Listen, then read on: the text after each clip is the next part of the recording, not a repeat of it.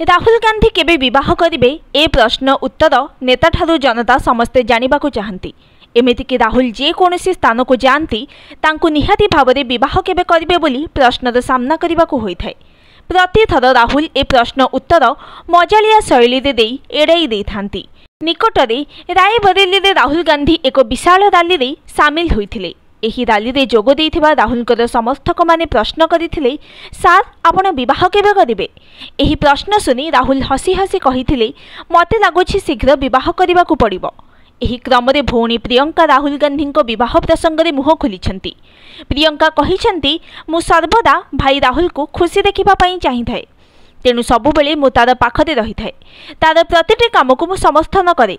से जेमिति कोनोसी असुविधा न पड़ू सेथिपाई मु सर्वदा तत्पर थाए। मु चाहूँची भाई राहुल खूब शीघ्र विवाह करू, तार छुआ भी होंतु।